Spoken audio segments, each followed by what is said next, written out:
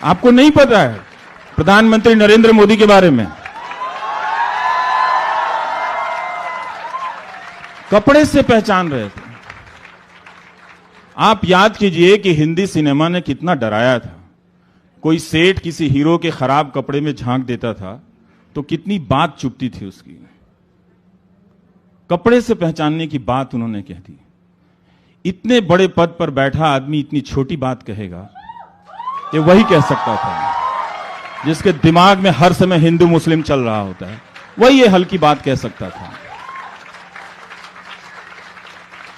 और ये कपड़े से पहचानने वाली बात जो है, उन्होंने एक समुदाय के लिए ही सिर्फ नहीं कही थी, उन्होंने इस देश की जनता की जो बुद्धि है, जो सोचने की क्षमता है, उसको चुनौती दी थी कि 5 साल में हिंदू मुस्लिम दिखाते दिखाते हमने तुम्हें इस स्थिति पर ला दिया है कि अब हम कहेंगे कि सिर्फ तुम कपड़े से पहचान लो, और आप कपड़े से पहचानेंगे। वो तो कहिए कि झारखंड के आदिवासी लोग सदियों से कपड़े से किसी को नहीं पहचानते थे। अपने देश का भूगोल भी नहीं मालूम था जहां के चुनाव में कह रहे थे वो। तो वो खून का रिश्ता था। घरों में यह सिखाया गया कि शादियों में जो रिश्तेदार आते हैं सब अलग अलग आर्थिक हैसियत के हैं। किसी का कपड़ा खराब हो सकता है, किसी का कपड़ा साधारण हो सकता है, लेकिन खून का रिश्ता है। इस देश में, इस देश से हिंदू और मुसलमान का खून का रिश्ता है। वो इस देश की आत्मा है दोनों, और आत्मा का आकार नहीं होता है। रूह का कोई कपड़ा नहीं होता है। मुर्दे पर कफन डालते हैं, आत्मा को किसी ने देखा नहीं। आप आत्मा पे कफन मत डालो, कपड़ा मत डालो। तूने कहा आप कपड़े से पहचान लीजिए। इसीलिए अगर हम सबको नागरिक बनाया होता तो वो क्या, कोई भी नहीं कह सकता। उनके तमाम पुलिस के जो लोग हैं जो बात बात पर सेडिशन के केस दर्ज कर लेते हैं आजकल, वो लोग भी ये बात नहीं कर पाते। कपड़े से पहचानने वाली बात इतनी हल्की बात थी, चुभ गई मुझे। मैं यही सोचता रहा कि हिंदुस्तान की जनता, जिस गांधी ने कपड़े उतार दिए अपने, जो वो सूट पहनकर आए थे, अंग्रेज उन्हें कपड़े से ही तो पहचान रहे थे ना। तो गांधी ने कहा लो मैं सूट ही उतार देता हूं, कुछ नहीं पहनूंगा, लंगोट में चल देता हूं। पहचानो गांधी को कपड़े से, पहचानो। वो लाठियां लेकर हजारों लाखों लोगों के बीच में चलता हुआ आज भी चला आ रहा है। पहचानो उस महात्मा गांधी को। आज 26 जनवरी है, 4 दिन बाद उनकी हत्या होने वाली है, पता है ना। 5 साल से उनका नाम लेकर रोज उस बिना कपड़े वाले फकीर की हत्या हो रही थी। वैसे क्रोनोलॉजी में तो 1948 पहले आया था और 26 जनवरी 1950 बाद में आया था। आपको बताता हूं, मेरी अंग्रेजी उतनी अच्छी नहीं है।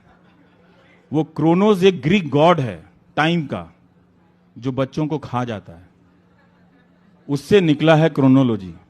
हमारे एक अंग्रेजी के दोस्त ने बताया है। तो इसलिए क्रोनोलॉजी समझ लेना, ये टाइम का ऑर्डर नहीं है, ये आपके पागल हो जाने का ऐलान है कि अब आपको गोदी मीडिया के जरिए आपके दिमाग में वो जहर भर दिया गया है कि अब सिर्फ आपको कपड़ा देखना है और भीड़ बनकर किसी को मार देना है। इसकी तैयारी की गई है, तो मत कीजिएगा, वरना वो कोई और आ जाएगा जो अपने कपड़े उतारकर आपकी अंतरात्मा के दरवाजे पर खड़ा हो जाएगा कि मैं गांधी हूं। कितनी बार मारोगे मुझे, कितनी बार मारोगे। और ये वही गांधी हैं कि जिनकी प्रेरणा लेकर लाखों औरतें सड़क पर आ गईं,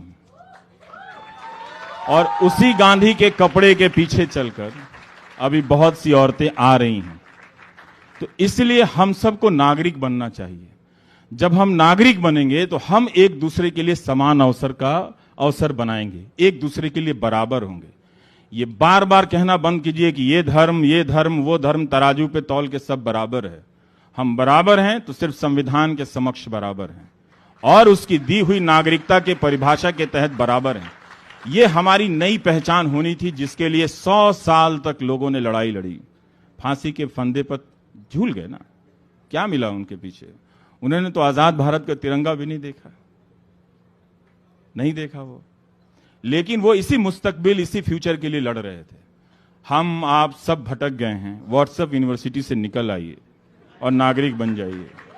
मैं आपको बता रहा हूं, आप उन्हीं को प्रेम कीजिए। मैं उनसे आपको दूर नहीं ले जाना चाहता हूं। आप 25 लाख सूट वाले को ही प्रेम कीजिए, लेकिन अपने बच्चों को जरूर कहिए कि इतना महंगा कपड़ा मत पहनना। गरीब देश है, अच्छा कपड़ा पहनो, थोड़ा ढंग का भी लगो, जचो, थोड़ा स्मार्ट भी लगो, अक्षय कुमार जैसा भी लगो, बाल बाल कट जाए तो। लेकिन 25 लाख का कपड़ा इस देश के गरीब लोगों के बीच में पहन के अभी मत चलना। बहुत लोग गरीब हैं, बहुत लोग गरीब हैं। थोड़ा अच्छा पहन लो तो उनको भी लगे कि हमारे बीच का है। तो वो शौक था ना बहुत।